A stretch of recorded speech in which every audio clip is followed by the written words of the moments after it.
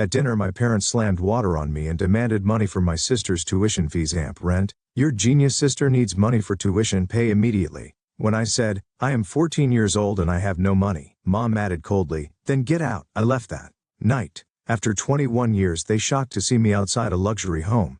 Growing up I always felt overshadowed by my sister, whom my parents deemed a prodigy. They believed that having one successful child was sufficient, and bluntly told me that they couldn't afford a failure like me. They laid down an ultimatum. If I could contribute $12,000 monthly for rent, perhaps I could stay unable to meet their demands.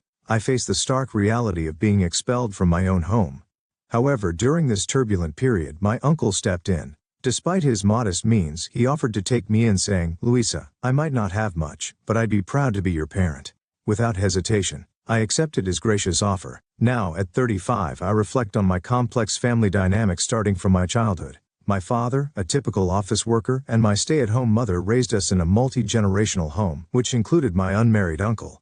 At 8 years old, I began living with my 29-year-old uncle, who never left our family home due to his frail health and unstable employment. He worked part-time jobs as his health allowed, but it was never enough to support independent living. Despite his circumstances, my uncle bore quiet guilt, feeling like a burden as he relied on his parents.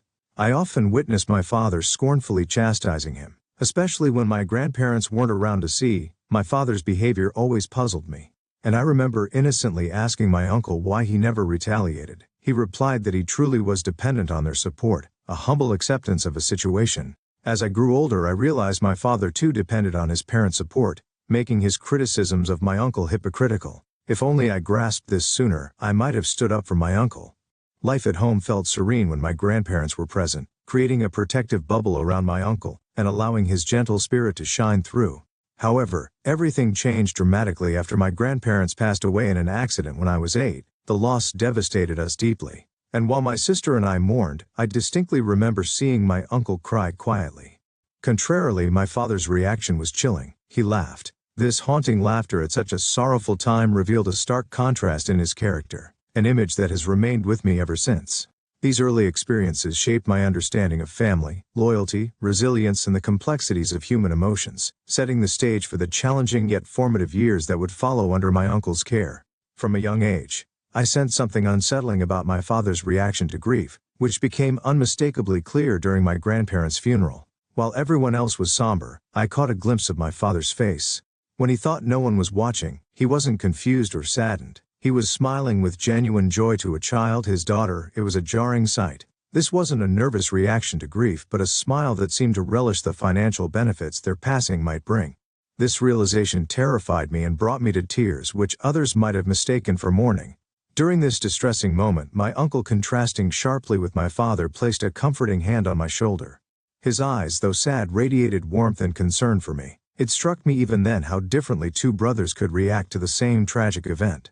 After the funeral, my father's behavior towards my uncle grew increasingly harsh. He openly questioned why he should support someone he viewed as worthless and even threatened to take the entire inheritance, stating that my uncle should be grateful just for being allowed to live in the house. Legally, the inheritance was supposed to be divided equally, but my father wanted to monopolize it. Despite the injustice, my uncle, burdened by his frailty and poor health, chose not to fight back. His passive acceptance and the daily verbal abuses he suffered from my father only worsened his condition, leading to noticeable weight loss and a pale complexion. Concerned, I once asked him if he was okay. He simply smiled weakly and said, "I'm frail and things are going well with my job, so it can't be helped." His gentle demeanor in the face of such adversity was both heartbreaking and infuriating. For months after our grandparents' death, my uncle was driven out of the house. My father's cruel words, "You're useless, get out," still echo in my memory. As he was leaving, I desperately pleaded with him not to go, calmly removed his hand from mine, placed it on my shoulder and reassured me, "Don't worry, Louisa, you're strong. You'll be okay, even without me." I responded, concerned for his well-being, "But I'm worried about you." He tried to comfort me with a simple "it's okay" before he walked away. His departure was a profound loss for me, a young child who could do nothing more than watch. 5 years later, life continued to move forward. I was 11, regularly attending elementary school. My sister Kayla was about to start her education. Too little did I know more challenges awaited me as my life was about to take another dramatic turn. When my mother shared that Kayla had been commended for her sharpness in kindergarten, my father immediately attributed it to his genes, exclaiming with pride that her intelligence must surely come from him. He impulsively decided that Kayla should take an IQ test to prove her brilliance. We were all stunned by the results. Kayla scored an IQ of 150. "This is my DNA," my father boasted, thrilled by the number that seemed monumental, though I didn't fully grasp its significance at the time. I understood only that Kayla was exceptionally bright. "That's amazing, Kayla," I cheered her on. She beamed back at me with joy. Those were the moments of pure happiness amidst our family dynamics. However, the positive atmosphere soon shifted. My father was quick to act on the news of Kayla's intelligence, declaring, "Let's have her take entrance exams." My mother, initially surprised by the sudden decision, was soon swept up in his enthusiasm, convinced by his belief that Kayla's talent carry her through. From that careless schedule filled with daily tutoring sessions, and my mother accompanying her, began to neglect her household duties. This shift in responsibilities soon landed on me. "Since your mother and Killer are busy, you'll take care of the house," I was instructed. Thus laundry and cleaning became my post-school routine. My afternoons were no longer free for play. I had to rush home to finish chores or face scolding. There were days I skipped meals for not keeping up with the housework. "You're a failure. I can't spare time for you." They chided me when I could maintain perfect grades like Caleb. "Why can't you be more like your sister?" My parents would lament, completely overlooking my own achievements. Whether academic or athletic, constant comparisons to Killer were demoralizing.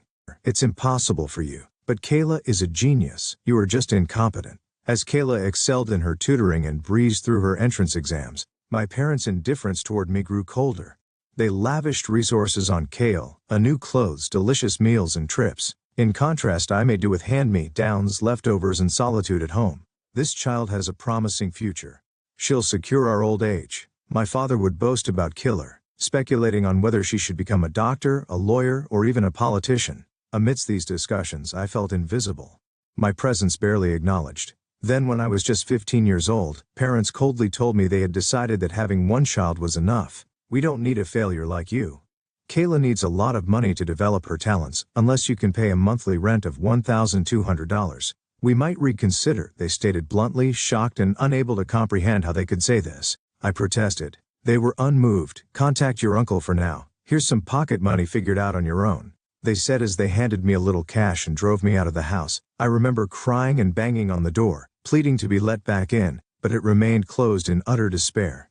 I headed to the train station. Even at such a young age, I managed to navigate the journey, asking for directions along the way until I finally arrived at the apartment where my uncle lived. When the doorbell rang at my uncle's apartment, he greeted me with his characteristically kind face, though a look of surprise quickly took over after I stepped inside and shared my heartbreaking story.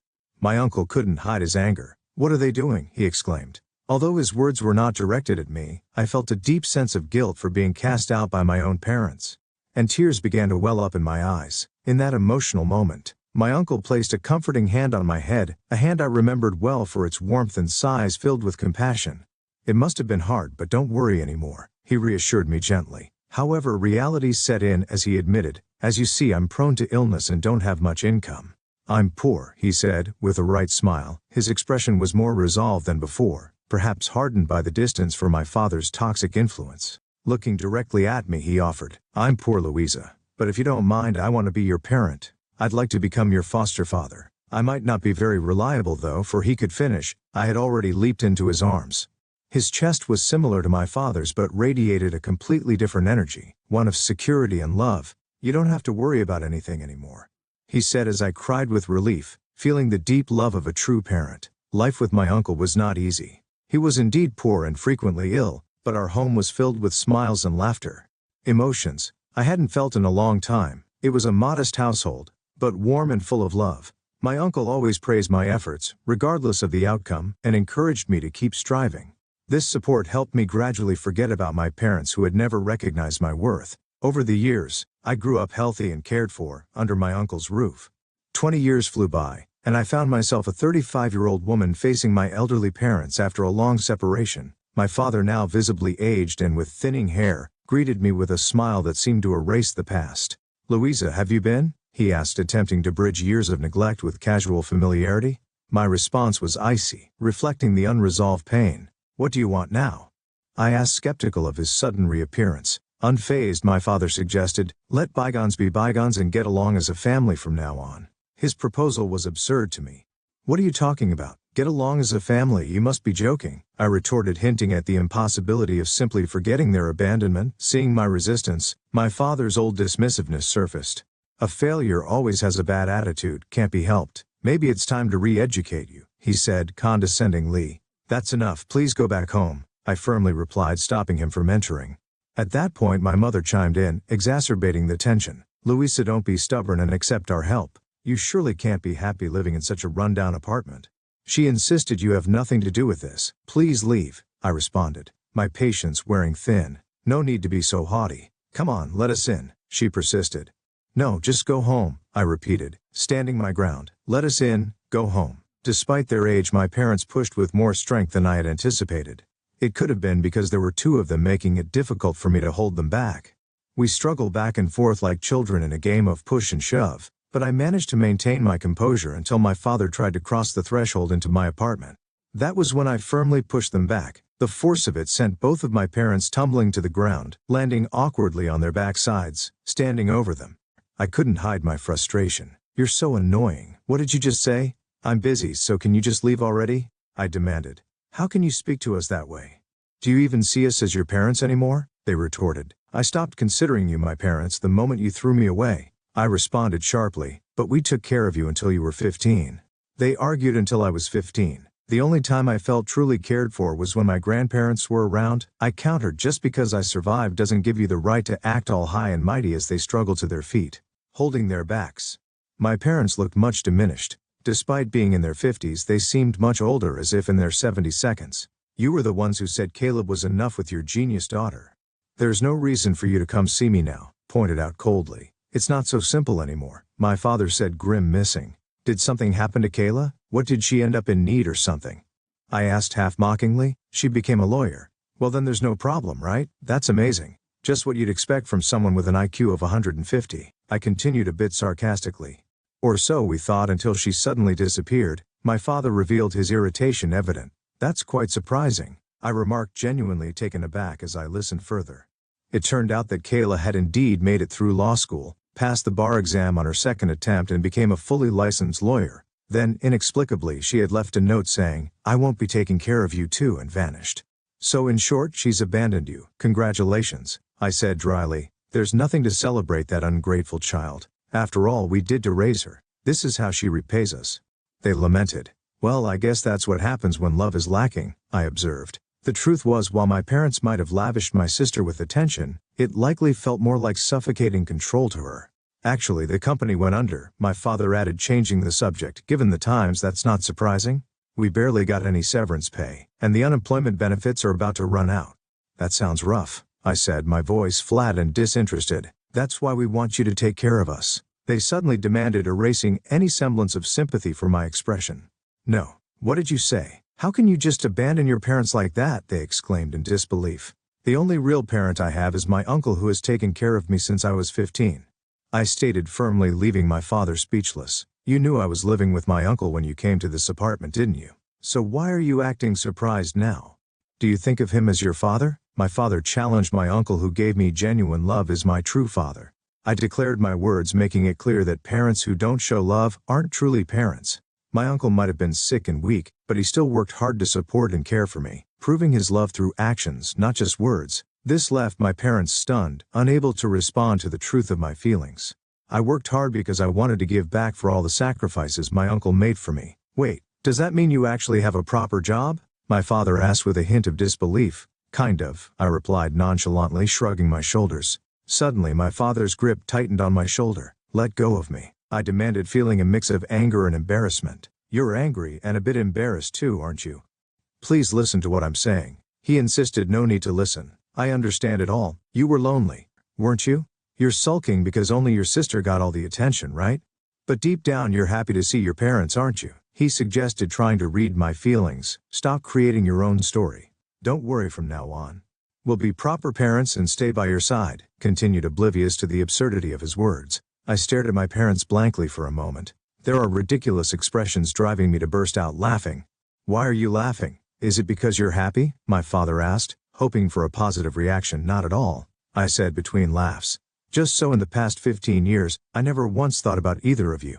Thanks to my uncle, I had a fulfilling life. As my parents stared at me in shock, I went on, actually, I received a scholarship and graduated from university. Really? Then you must have gotten into a good company, my mother said, catching on to the conversation. I did. I got a job at a well-known big corporation, I affirmed. That's great to hear, my mother replied, a hint of pride in her voice. And through an unexpected connection, I also got married. Then I have to meet the groom and give my greetings. She insisted. No, that won't be necessary. He's currently overseas, I interjected. I see. Wait, what? By the way, your uncle is also overseas, Father asked, surprised. My uncle too? I thought you knew I was living here alone. Don't go assuming my uncle is dead. He got a job assignment abroad, and since it's in a place with a good environment for his health, he went along. Now he's happily spending time playing with my kids. You have kids too? My parents were almost too stunned to process all the surprises I was throwing at them, with their bewilderment on full display. I smiled brightly. At first Uncle wasn't keen on living together with us, but he eventually agreed. Now we're all living happily as one family. In that case we could move overseas to my father suggested hopefully. Sure, go ahead, but we won't live together, and I won't be taking care of you. You're free to do what you want with your own money, I said firmly. That's impossible. Are you really going to abandon your parents? He asked, disbelief coloring his tone. You're the ones who abandoned me first, I retorted, my patience finally snapping at their selfish demands. My parents' faces turned pale. I have no gratitude toward you for anything, but I owe a great deal to my uncle. From now on, I intend to repay him for all he's done for me. That may be so, but at least send us a little money, please. My mother pleaded weakly. Uncle never touched the money I sent him, and continued to live in this old apartment the whole time. But now he's finally agreed to leave here and live with us overseas. I'm just here to finalize the paperwork. What about us? Are you just going to leave your mother and me behind? My father asked in shock. I nodded clearly. Thank you for abandoning me, I said with a smile, leaving them speechless. Truly thank you. Because of you, I'm happy. Now, I added, turning away, ready to start my new life overseas, leaving behind the shadows of my past. As I walked past them, I posed a final question that echoed the irony of our parted ways. How does it feel to be abandoned by the daughter you once discarded? There was no reply. Without waiting for an answer, I turned away, sensing that this farewell marked the definitive end to any emotional ties with my so-called real parents. Afterward, I returned to my new home overseas. Life had taught me resilience and hard work, virtues that Uncle had instilled in me. My perseverance paid off, securing a job at a reputable company, and later an opportunity arose to work abroad. It was there I met the man who would become my husband. Uncle, overwhelmed with joy, wept as he celebrated our union. Soon after, we welcomed children into our family and invited Uncle to live with us. Now we all live happily together, my husband, our children, of course, my uncle. One day, as we watched the kids play in the garden, my sister, who had joined us overseas, expressed a hopeful sentiment. I hope I can meet someone wonderful like you did, big sis, she said with a smile. Don't worry, you'll find someone great. You're finally free from our parents' control. I reassured her with a smile. That being said, I need to get used to this new job. My sister mused. Why not try getting a law license in this country? I suggested, half joking. I'm not interested in being a lawyer anymore. I've had enough of doing what our parents wanted. I want to take on a job that I truly want to do, she replied firmly. You're right, I agreed. After our parents had effectively disowned me, a letter from my sister arrived at Uncle's house. In it, she described how she was suffering under the weight of her parents' excessive expectations and pressure. After discussing it with Uncle, we secretly arranged to meet her on her way home from school. We maintained contact without our parents knowing. My sister yearned to live with us, but Uncle's financial situation made it impossible to support both of us more. So our parents would never have allowed it. She endured living with them until she reached adulthood and could plan her escape.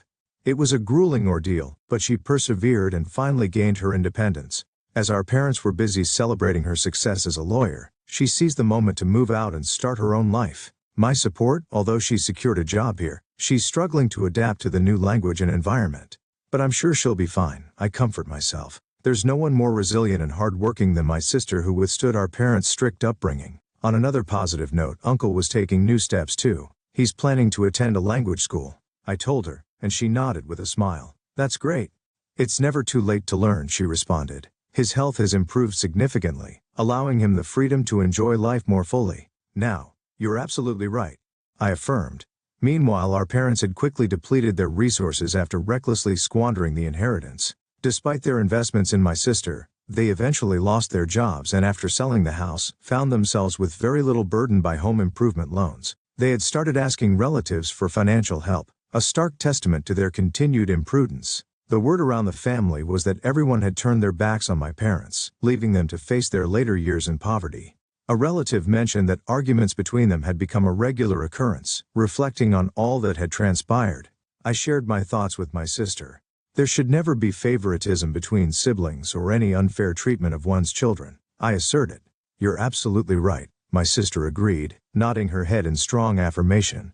No matter what happens, I'll always be here to support you, Killer, I promised, my voice filled with determination. You've already done more than enough, thank you so much, Big Sis Killer replied. Her gratitude evident. Witnessing how much my sister had matured, come into her own, brought tears to my eyes. What do you mean by support?